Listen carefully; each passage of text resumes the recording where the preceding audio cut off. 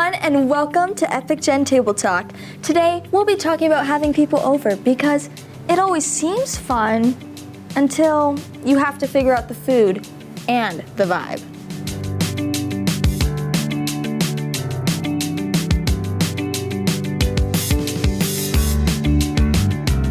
Okay, I feel like people are always having people over for something. Do you guys actually enjoy hosting, or do you prefer going to somebody else's place? Do I love hosting? Of course I love hosting. I'm one of the most particular and meticulous people you'll ever meet. I have a little schedule of every minute in the day and exactly how much time I'm gonna spend on something. So when it comes to hosting, I love planning out exactly who's gonna be here, and you ever have that friend who always arrives late to every single function, I always tell them an earlier time so that by the time they're late, they'll actually be on time. I do. Exactly, and I think it works out so well. So I love planning things down to the little details, and I love baking things, so I think that's a big reason why I love hosting. Yeah, I agree. It's always my family hosting stuff, but it's really fun putting things together and giving people activities to do. Mm-hmm. Yeah, I love hosting.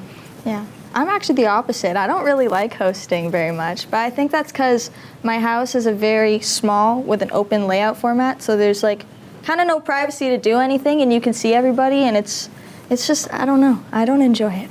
I'm with Tia on this one. Guys, I like hosting because you get to see all of your ideas come together. But at the same time, I don't like the stress about it because it's you're trying to get everyone to have fun, everyone to get along, especially when you have lots of different people there, different people from different hobbies and places, you know? Mm-hmm. Yeah, that's fair. What's something that stresses you guys out with hosting? Well, something that stresses me out with hosting is just when you have a large family, so Filipino families, it's everyone's there. And then sometimes I worry about the interdynamics between people, sometimes the seating chart, you ever know you can't sit these two people right beside each other or else something bad is gonna happen. So I'm always particular about those kinds of things. And I also think getting all your decorations ready for the party is really important, and that can be really stressful. I feel for me, it's keeping the house clean is what I struggle with, because I'll admit I'm not very good at keeping my room clean. So I'll have my room a complete mess. Then the day before something, I'll be oh my god, I need to clean my room. And I 90% of the time, my room has no floor. So.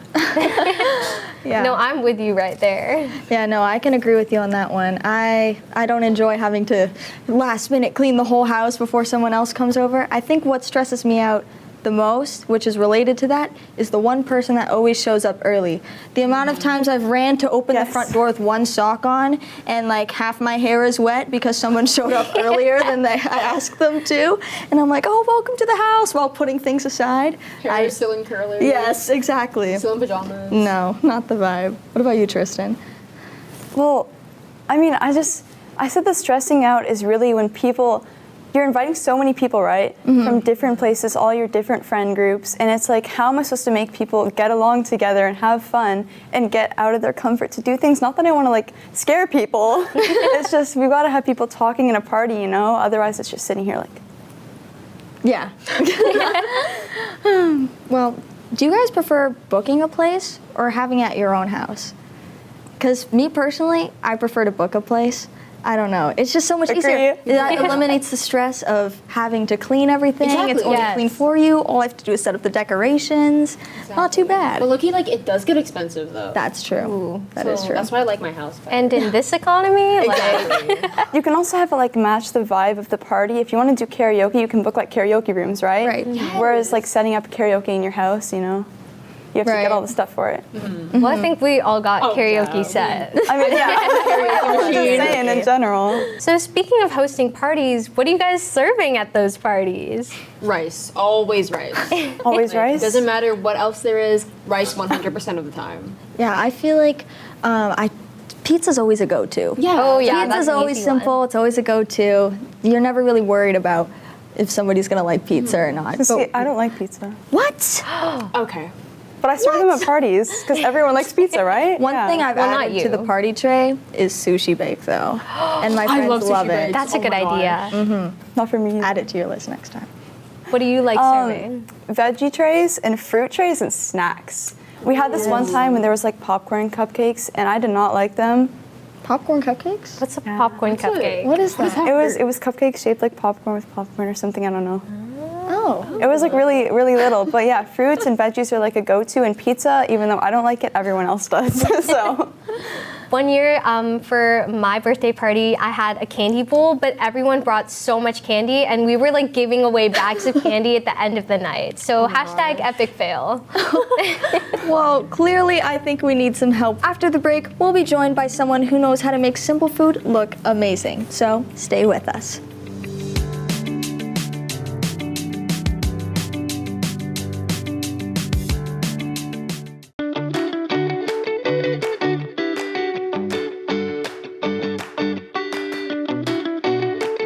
Welcome back. We're here with Kathy Oriel Hercules from Graze Oasis, who makes beautiful charcuterie boards, and is going to show us how to make simple things look really put together. Oh my gosh, Kathy, it's so nice to have you. Thank you. And look at this beautiful arrangement of charcuterie. Oh my gosh. Yeah, this is really exciting. Can you tell us about everything that we have here? Yeah, absolutely. First, is everybody comfortable with the word charcuterie? Because a lot of people I know, they're like, charcuterie, what is it, charcuterie? So, but it's really a French word that comes from cured meat. So what we have here is really a selections of different kinds of meat, cheese, crackers, nuts, and also different kinds of produce and many things. So right now, if you, like for example, this board over here, we can see there's typical variations of different menu that I'm pretty sure it's pleasure to the eyes. It's very delicious. And also with charcuterie, you can have flexibility in regards to your budget, in regards to your selections. Nowadays, you can do a charcuterie with breakfast, lunch, or even dinner. So, yeah. So there's definitely a lot of flexibility, and there's definitely a lot of colors, and you name it, and you can just build a board about it. Wow, that's so cool. I've never met anyone who's in the charcuterie business or even like does charcuterie on this scale. How did you get into this?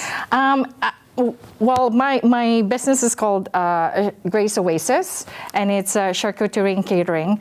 All my inspiration is actually came from my family. My dad, who taught me the joy of cooking, my mom, who taught me about hospitality and the warmth, and of course my brother, who also taught me collaboration and community, and as well as my husband, who has always been my taste tester when I have to bring out different flavors. So that's really when I started it, way back in 2018, and 2024, I just really exploded it, and here we go. That's amazing. So I see 5 boards here. Does that mean we get to try and make one ourselves? Yeah, we're actually gonna do an edible artistic, if you wanted to be careful now, it's very, yeah, it's actually an edible canvas, and I'm gonna show you on how to make one today, and you can even, enjoy of pleasure of taking it home. Yes. Okay, so we're gonna start our workshop. Again, it's called the Echo Canvas. You can design your own. It's an edible art. What we have here is a buttercream cheese that I did with some herbs. I did garlic, so hopefully you guys are okay with garlic. I also did some beets, which just add colors, and I also have some smoked salmon flavor. So if you're not allergic to any seafood, so it's very simple. I'm just gonna pass that to you. I'm gonna pass this to you. So you're pretty much painting like a canvas. Scooping it this, and you're doing a canvas. Simple as that. You can have different color if you want. So filling it up, your canvas, whatever design, your stroke that you wanted. So start digging in, and then we're just gonna decorate it together with the different kinds of fruits, fresh fruits. And I have a little bit in here. like satisfying how it like glides onto the saran wrap. Yeah, right. There we go. So are these like things you do for big events? Of course, yes. Graze Oasis, I do have my own philosophy, which is eat, share, enjoy together. Eat because it's, it's a selection and designed to delight, as you can see, with your eyes, right? Visually appealing. Sharing because every time you do a charcuterie, there's always a connection.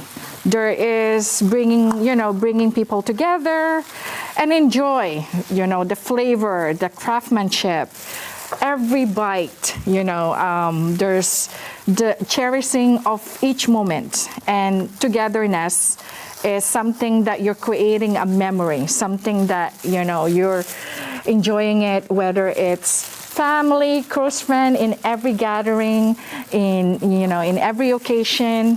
And that's when I created a philosophy because, again, it's something that it's meant to be eat, share, and enjoy together. You can even top it up with another color if you wanted, another flavor. Do I use the same spoon or should I go? Yeah, for sure. And we have more spoon in here. Okay. We can even do a different palette. If you're not allergic to salmon, I do have another salmon flavor in here. Okay, I already know the inspiration for this. Right away, it's just I have an inspiration in my head. Oh, you see of course, yes. please. Okay. We have fresh fruits in here. We have some pumpkin seeds in here, pineapple, dried fruit, cranberry, raisin, fresh strawberries, and also some pretzels. Nice. So do we just put it on? Yeah. It'll just stay? Yes, of course. How's everybody with their canvas? I'm so good right now. I'm having so much fun.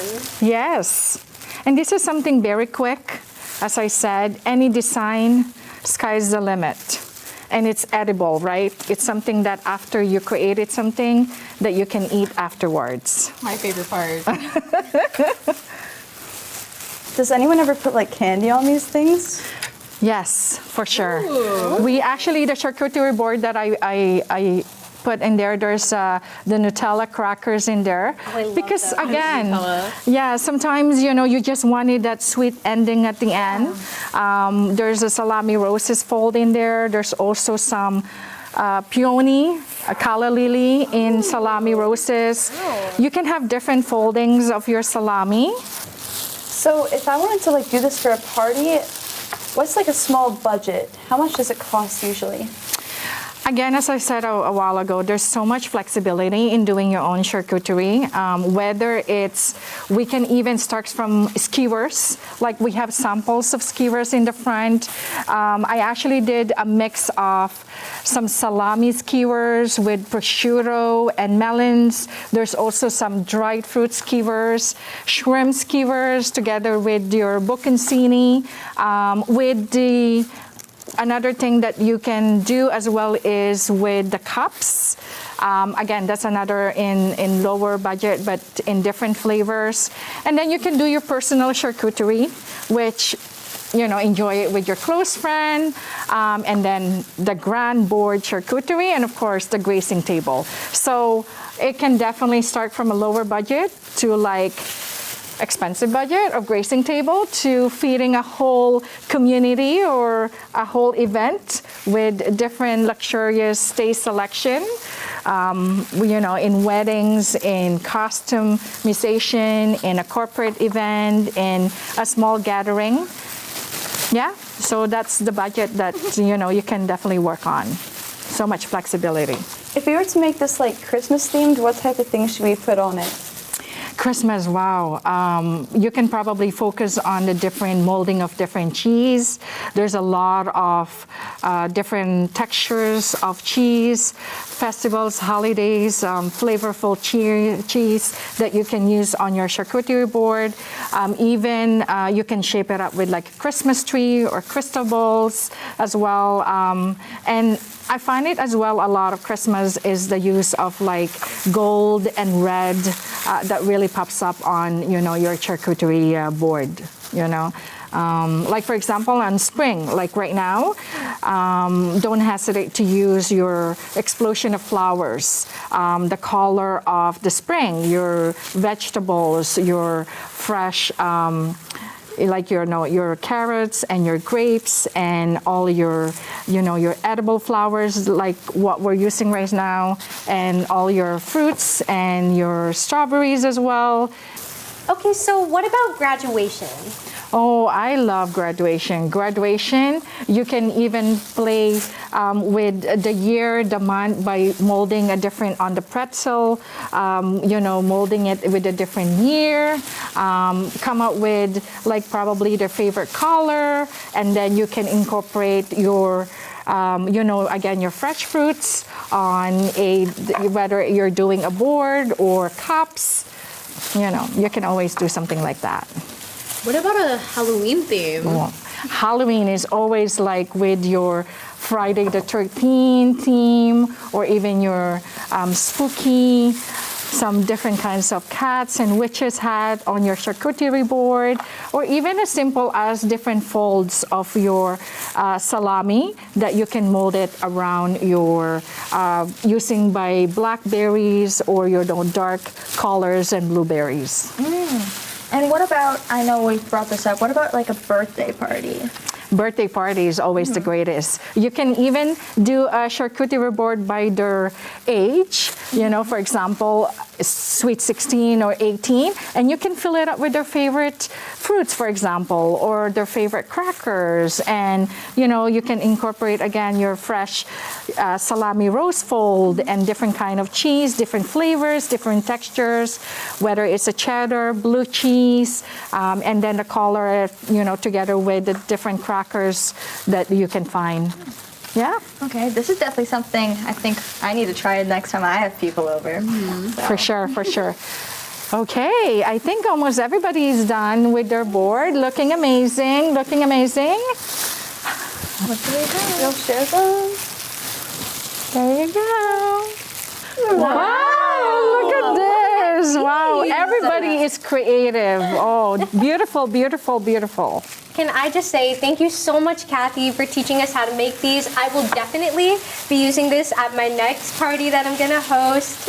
So to our viewers out there, after this break, we are bringing back the vibe with a special guest who has been on big stages. So you won't want to go anywhere. See you soon.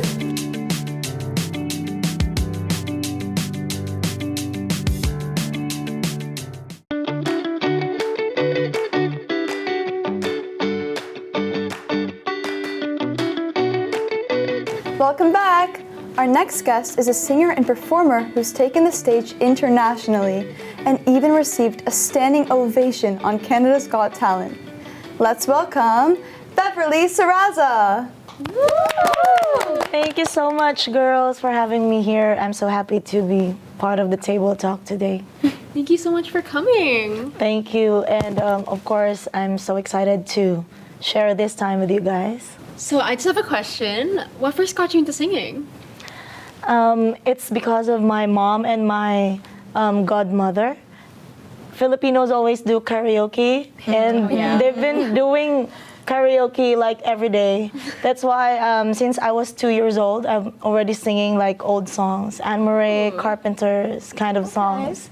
So up until I get into school and I joined competitions, and I've been joining competitions up until present.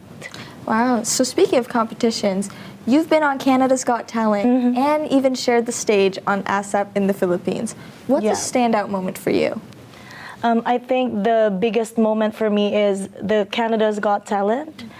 It's the biggest stage ever, and that was the most nerve-wracking kind of competition. So I was emotional during the live audition because my son that very day is in the hospital, but it's so hard for me to achieve or finish this song because I sang an upbeat song. If you know, I sang Bang Bang in Canada's Got Talent. So I really don't know how I did.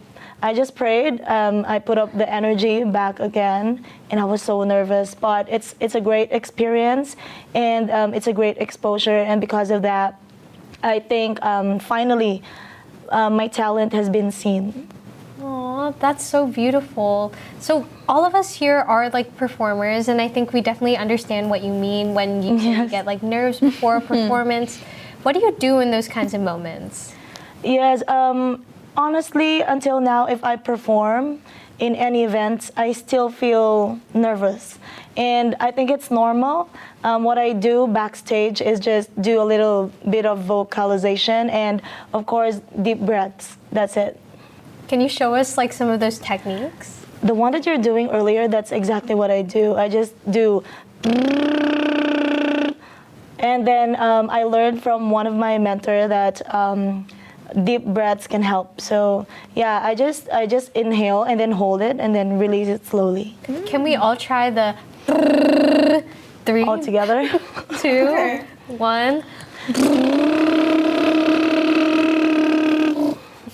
Wow, I can really feel like the resonance, you know? So I was watching the performance. I watched the recording back. It was really good. Like, you did amazing. Thank you. What advice would you give to someone who maybe wants to start performing, and then what's coming up next for you? Of course, I would say don't ever give up on your dreams. And just to let you know, guys, I did not experience any kinds of workshops. I did not experience vocal coaching. Because way back in the Philippines, my mom would get mad at me when I tried to join a workshop and classes for the voice education. But yeah, I did not experience all that because my mom would tell me it's expensive, we can't afford that. So yes, don't ever give up. You can practice at home if you don't have the means to do a vocal the workshops. And also try joining competitions, try building your self-confidence in being involved in some community events. So yeah, don't ever give up, just keep on singing if you're a singer. So what's coming up for you next? So on May 16th, I'm gonna be having my very first solo concert, and it's called Unbreakable. It's gonna be at the 1250 Markham Road, and it's produced by For Real Productions. And I'm so happy and excited to share this moment to everyone, especially my supporters and my family as well. And also, we're hoping another concert on 2027. And of course, I'm so happy to share it with our producer again, with For Real Production, and our director, Mr. Ryan Orlando. Thank you so much, Beverly. This has been so inspiring. Thank you so much. And before we give our viewers a special treat, we wanted to thank our guests for coming today and you for watching. And now, enjoy this special performance from Beverly. We'll see you here next time on Epic Gen Table Talk.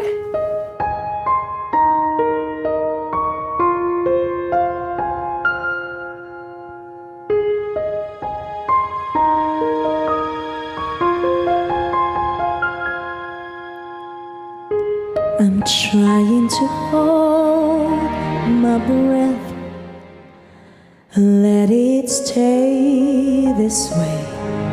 Can't let this moment end. You set up a dream in me, getting louder now. Can you hear it echoing? Take my hand, will you share this with me? 'Cause darling, without you, all the shine of 1,000 spotlights, all the stars we steal from the night sky will never